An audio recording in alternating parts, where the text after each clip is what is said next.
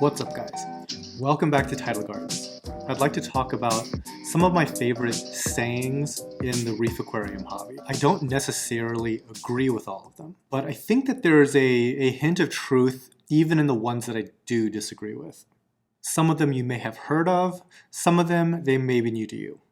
All right, so let's just jump right into it. Number one, nothing good happens quickly in this hobby. I definitely do agree with this one. The things that tend to happen quickly are things like tank crashes, or a virulent outbreak of some fish disease, or some hitchhiker pest infiltrated your system and completely has eaten half your corals, that sort of thing.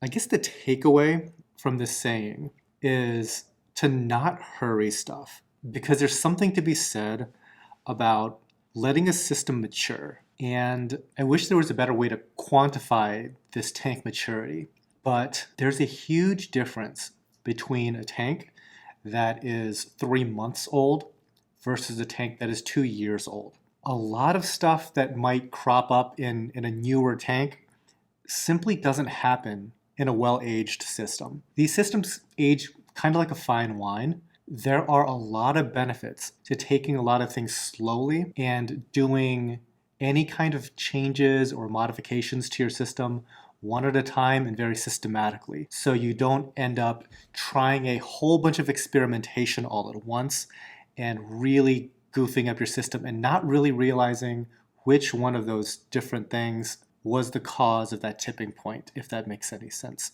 So when in doubt, take it easy and be patient, and remember, nothing good happens quickly.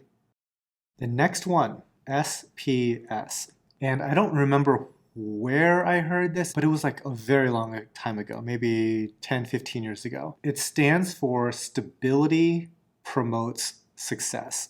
100% agree with this one. What's paralyzing to a new hobbyist is the amount of testing and information that's available now. There are so many things that you can now test for, so many different monitors that can give you real-time feedback on a lot of this stuff. I think it has led to a lot of folks chasing numbers. That pursuit of those numbers kind of introduces an instability to your system.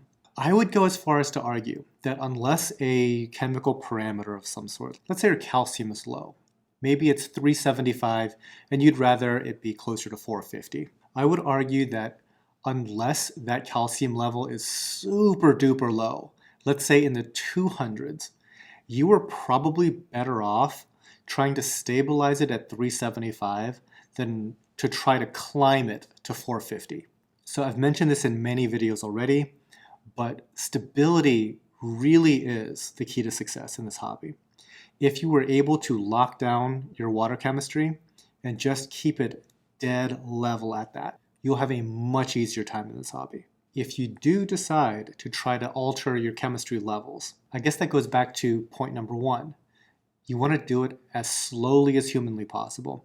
Even if you're seeing panic levels of low alkalinity, the lowest our alkalinity has ever been here, I think was like maybe 2.9 DKH. Ideally, that number would be closer to 8, right? But we were able to raise it very slowly over the course of a few months. And now we do have that alkalinity closer to 8. It's a little bit difficult to tell any major difference in coral health between the two numbers. But I can almost guarantee you, had we jumped from an alkalinity of 2 to an alkalinity of 8 quickly, that would have gone extremely poorly. I'm kind of blending the first two sayings in that story, but you get my point. Stability, stability, stability. SPS, stability promotes success. The next one, I love this saying. I get this question a lot. I read on such and such forum or such and such blog or so-and-so's YouTube video about fill in the blank obscure chemical, right? They're asking, should I be dosing, let's say, potassium? This next saying is, no matter what, do not add anything that you are not testing for. If you're curious to see if iodine helps xenia grow, it might, why don't you tell me what your current iodine levels are before you start adding it? And just because the bottle says add so much per gallon, iodine is like a trace element. It's barely in the water to begin with. And now you're going to be adding capfuls or whatever to your aquarium. Guys, test for it first. Test before you are adding anything weird to your tank. And if there isn't a test for the weird stuff that you're adding, you probably shouldn't be adding it. Earlier in my hobby days, like let's say in the 90s, in the early 90s, there were straight up snake oil products that made claims like, this is just adding energy to your tank. Like that's the ingredient, energy. Yeah, don't do that. Do not add energy to your tank. It's crazy sauce. You will have a much easier time in this hobby if you do more testing on the stuff that you're interested in adding, because unless you know where you are and where you want to go with it, I wouldn't get too experimental. This next one piggybacks on the previous just a little bit.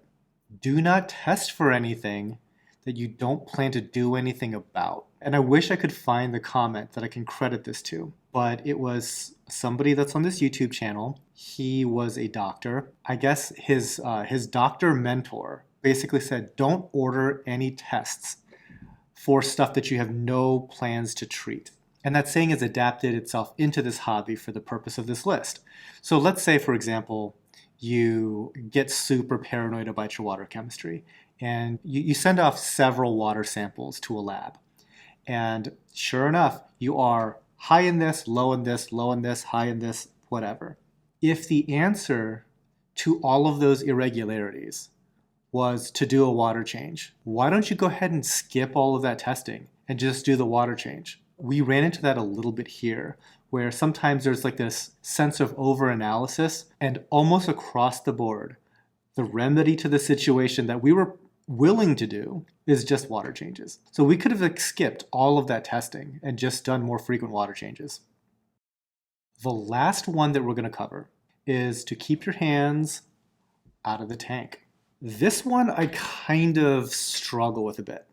For a home aquarium, I can see, and especially talking to a beginner, I can see where recommending some patience, right, point number one, and just lack of intervention and allowing things to take its course definitely has its benefits, because certain things kind of resolve themselves. For example, an ugly phase in an aquarium more or less will handle itself. Let's see, certain algae blooms will handle itself. A period of cloudy water will handle itself.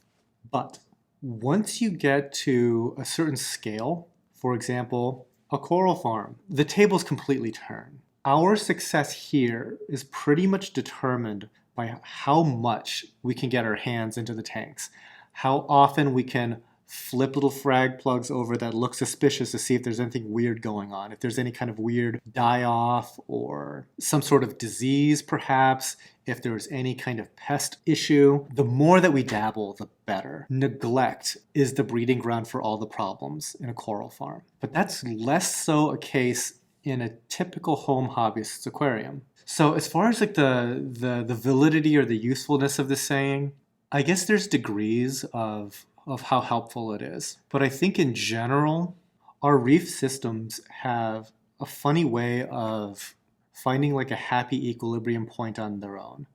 And as long as you stay on top of potentially catastrophic problems when they arise, it could work out. Yeah, it's a toughie. It's like that. It's like another saying, an ounce of prevention is worth a pound of cure, that sort of thing. We have to be super proactive on the commercial end of things. And I don't know if you need to be super proactive on a smaller scale. So in the comments, I want you guys to weigh in on this one. Like, what do you think? Or for that matter, any of the topics that we just covered. That pretty much does it from here. See you guys next time.